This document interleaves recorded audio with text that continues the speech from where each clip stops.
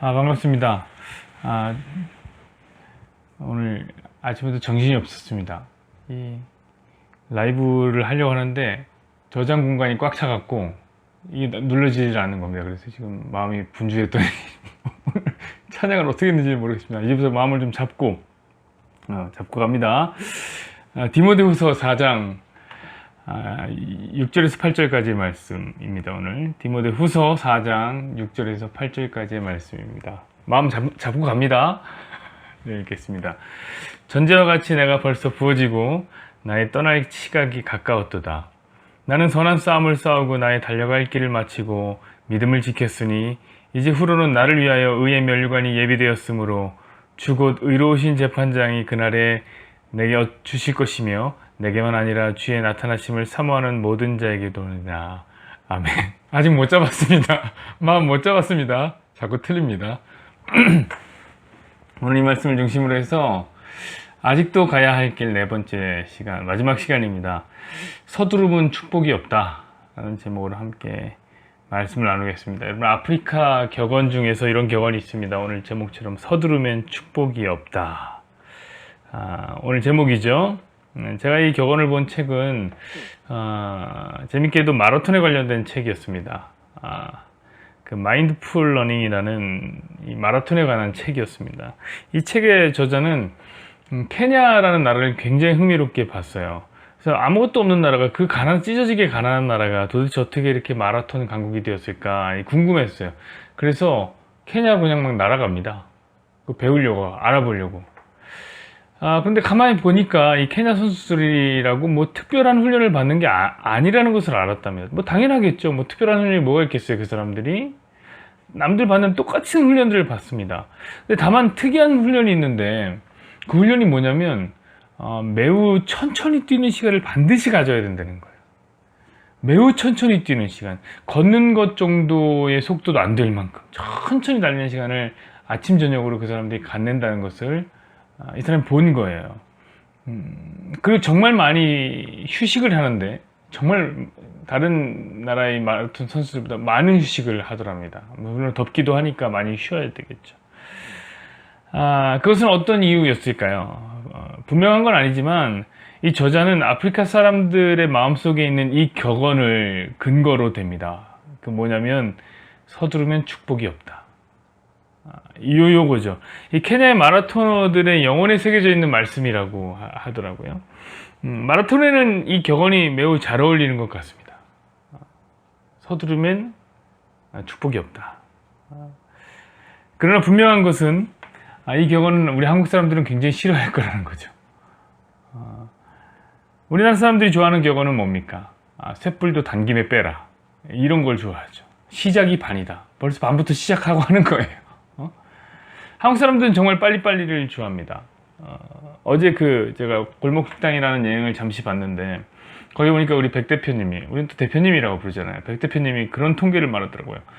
요식업 창업을 준비하는데 기간이 얼마나 걸리냐면 평균 한 3달 정도 걸린다고 하더라고요. 절반 정도, 100의 한 50% 정도는 한 3달 정도 안에 다 창업을 한다고 하더라고요. 그러니까 3개월 준비하고 식당 차립니다. 여러분, 어떤 사람은 한 달 준비하고 식당 차리는 사람도 있습니다. 그게 한국 사람들입니다. 대단하죠, 속도를. 저는 이런 분들을 위해서 아프리카에서 격언을 수입해 와야 된다고 생각합니다. 근데 이런 격언은 저에게도 필요한 격언이더라고요. 제가 이번 주부터 새로운 시간표를 정했어요. 그건 뭐냐면 새벽 예배가 끝나자마자 달리기를 하고 운동을 하자, 이런 시간표를 정했습니다. 근데 누가 그러더라고요. 새벽 기도하고 다시 잠을 자면 간에 너무 안 좋다고. 그래서 목사님들이 간암 걸려서 돌아가시는 게 아마 그런 이유일 거라고 그렇게 얘기했는데, 제가 소심하잖아요. 그 마음이 계속 걸리는 거예요. 그래서 이제 새벽 기도 끝나면 운동을 하자, 그렇게 생각했던 거죠. 그리고 또 공복 아닙니까? 새벽 기도 끝나면. 그리고 유산소 하면 살 엄청 빠지잖아요. 그래서 제가 부푼 꿈을 갖고 달리기를 시작했습니다. 그런데 요즘 이 스쿼트를 해서 그런지 컨디션이 너무 좋은 거예요. 허벅지가 전에보다 2배 좋아졌잖아요. 그러니까 너무 스타트가 좋았습니다. 좀 엄청 무리했어요. 한 30분쯤을 달렸을 때, 그때가 한 절반 정도를 달렸을 텐데, 쭉 달려갔더니 벌써 왼쪽 엉치가 아프기 시작합니다. 오른쪽 무릎이 안 좋더라고요. 근데 문제는 뭐냐면 돌아갈 길이 30분 남았어요. 근데 왠지 이기고 싶은 거예요. 지고 싶지 않은 거예요. 그래서 몸에 무리가 오는데 또 뛰었습니다. 그래서 지금 운동 못하고 있습니다. 몸이 나가고 무릎이 맛이 갔어요. 그러면 안 되죠.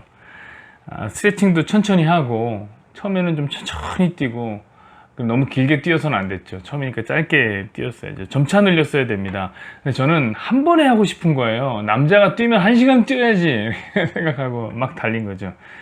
제가 서둘려서 축복을 받지 못한 셈입니다. 여러분, 그런데 그거 아십니까? 한국 사람들보다 더 급한 사람들이 있어요. 우물가에서 숭늉을 찾는 사람들, 마라톤을 100m 달리기처럼 달리는 굉장히 조급한 사람들이 있습니다. 그들이 누구냐? 바로 하나님을 믿는 성도들입니다.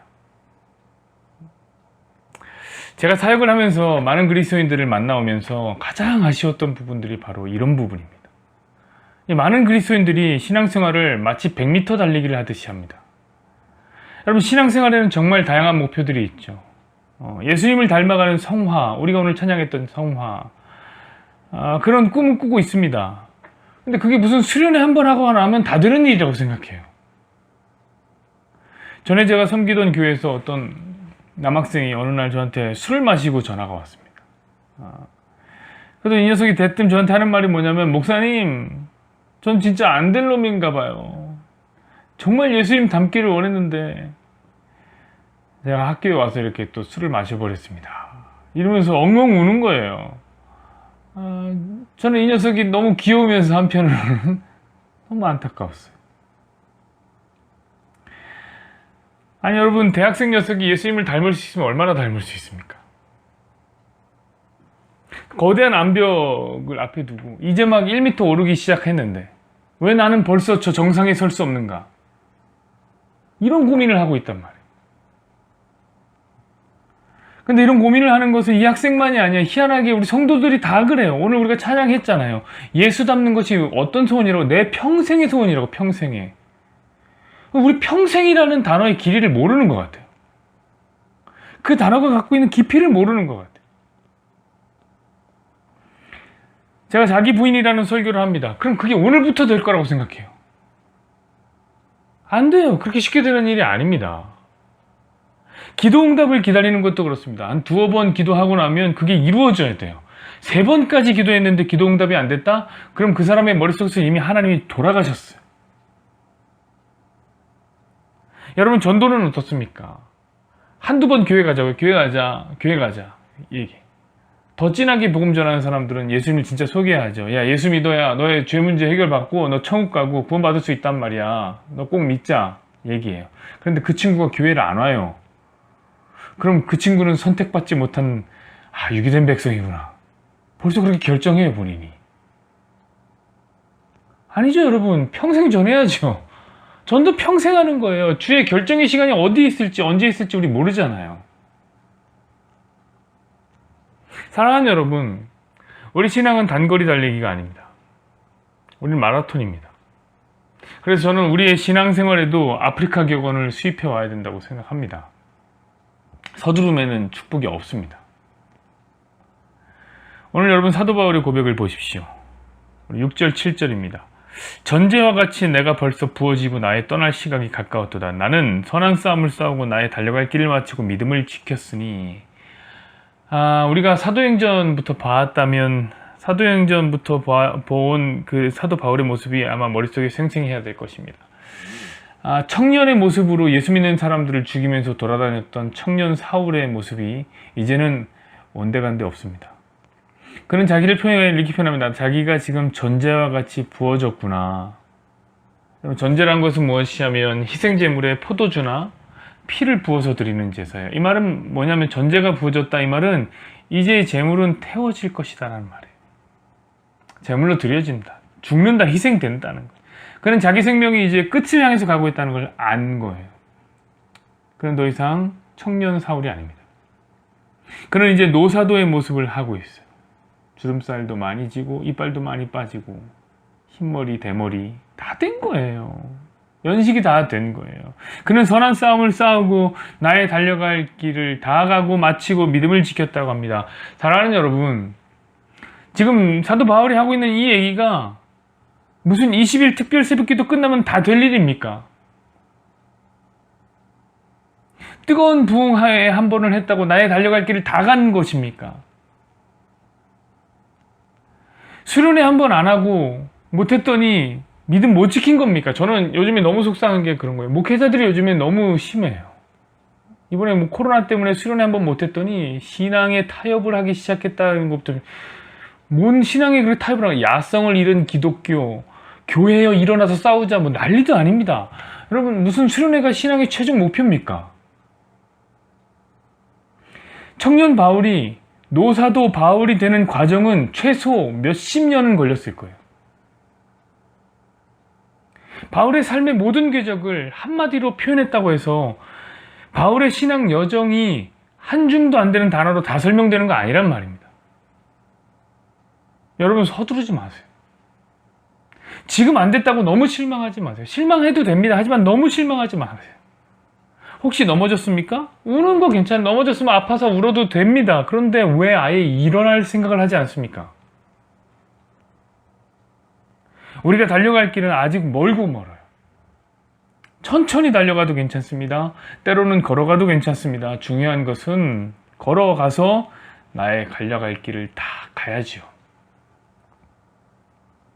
주님이 우리를 다시 부르시면서 봄아 이제 됐다, 나랑 함께 영원히 쉬자, 이렇게 부르실 때까지 우리는 가야 합니다.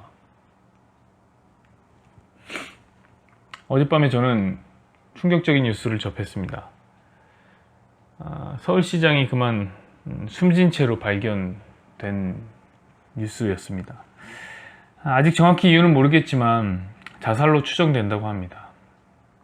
그 이유도 아직도 정확히 모르겠지만 성추행으로 피소된 지 하루 만에 이 일이 이루어졌기 때문에 아마 그런 일이 아닐까 이렇게 추정하는 것 같습니다. 저는 너무 아쉽고 슬프고 좀 안타까웠습니다. 그는 이미 꽤 나이가 많았지만 그렇다고 그의 인생이 결코 아직 마무리된 것은 아닙니다. 손자들 크는 것도 보고 노년을 준비해야죠. 혹 불명예스럽게 정계에서 은퇴한다고 해서 생을 은퇴할 필요까지는 없었습니다. 남편을 은퇴할 필요까지는 없었습니다. 남은 시간 아내한테 더 잘하고 충실한 살만한 가치는 충분히 있었습니다. 근데 그는 스스로 달리기를 멈췄습니다.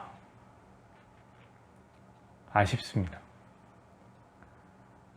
사랑하는 여러분, 하물며 한 사람의 예수 안 믿는 자연인도 끝까지 가지 않고 생을 멈추면 속상한 거예요. 저는 여러분에게 간곡히 부탁합니다. 우리는 끝까지 달려갑시다. 주님을 사랑하면서 천국을 소망하면서 달려가는 겁니다. 말머리 8절도 한번 보시죠. 이제 후로는 나를 위하여 의의 면류관이 예비되었으므로 주 곧 의로우신 재판장이 그날에 내게 주실 것이며 내게만 아니라 주의 나타나심을 사모하는 모든 자에게도니라. 여러분, 속도나 성취라는 것이 중요하지 않은 것은 아닙니다. 중요합니다. 빠르게 가는 것도 중요하고 많은 것을 이루는 것도 매우 중요합니다. 하지만 너무 서두르기만 해서는 안 됩니다. 결승전에 못 들어가면 면류관을 어떻게 받는단 말입니다. 신앙생활은 그 자체로 아직도 우리가 달려갈 길입니다. 주께서 생명을 주시는 그날까지 우리는 그 길을 가야 합니다. 여러분, 그 길이 생각보다 더 오래될지도 모르겠어요. 여기서 저보다 오래 사실 분들이 세고 셌다고요. 그러니까 너무 서두르지 마시고 우리 끝까지 갑시다. 그래서 땅끝에서 우리 갈 길 다 간 다음에 그때 만납시다. 여호와는 내게 복을 주시고 너를 지키시기를 원하며 여호와는 그의 얼굴을 내게 비추사 은혜 베푸시기를 원하며 여호와는 그 얼굴을 내게로 향하여 드사 평강 주시기를 원하노라.